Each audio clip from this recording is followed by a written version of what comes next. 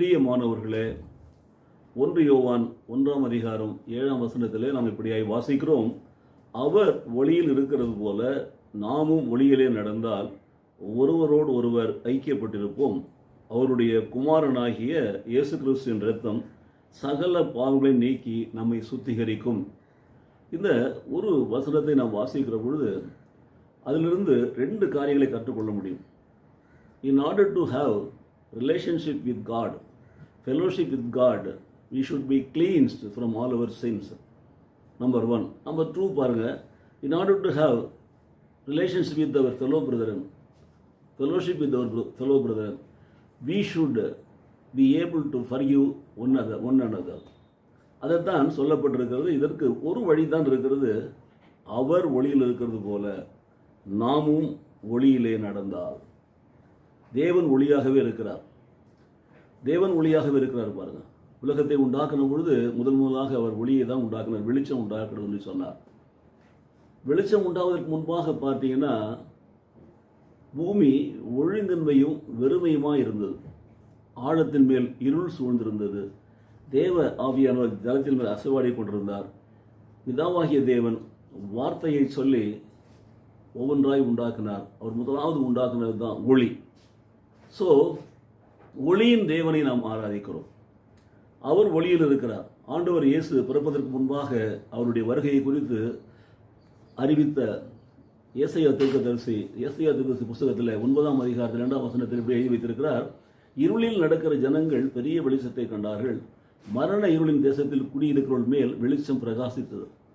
ஆண்டவர் இயேசு பூமியில் வந்தபோது சொன்னார், நான் உலகத்திற்கு ஒளியாக இருக்கிறேன். என்னை பின்பற்றுகிறவன் இருளிலே நடவாமல் ஜீவ ஒளியை அடைந்திருப்பான் என்று சொல்லி. ஆகவே நாம் ஒளியின் பிள்ளைகளாக இருந்தால் நாம் தேவனோடு ஐக்கியப்பட்டிருப்போம்.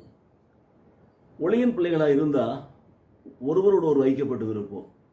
ஸோ அவர் ஒளியில் இருக்கிறது போல நாம் ஒளியிலே நடந்தால் என்ன நடக்கிறது? ஒன்று, அவர் ஒளியில் இருக்கிறது போல நாம் ஒளியிலே நடந்தால் ஒருவரோடு ஒருவர் ஐக்கியப்பட்டிருப்போம்.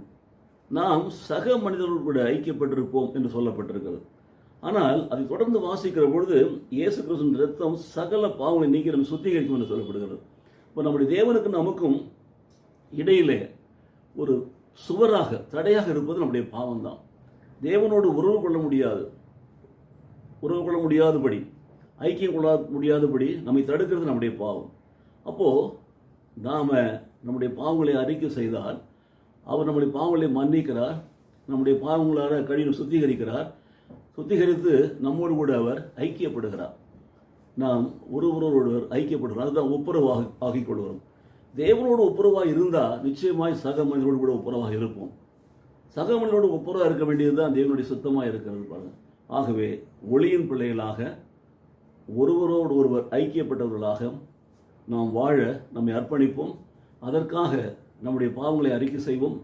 இயேசு கிறிஸ்து நம்மை கழுவி சுத்திகரிக்கட்டும். அப்படி சுத்திகரிக்கிற பொழுது நாம் தேவனோடு ஐக்கியப்படுவோம், சக மனிதனோடு ஐக்கியப்படுவோம். எல்லாவற்றுக்கும் மேலாக நாம் வாழும் நாளெல்லாம் ஒளியிலே நடப்போம். கர்த்தர் நம்மை ஆசீர்வதிப்பாராக. எங்களை நேசிக்கிற நல்ல பிதாவே, இந்த அன்பின் வார்த்தைகளுக்காக நன்றி செலுத்துகிறோம் சுவாமி.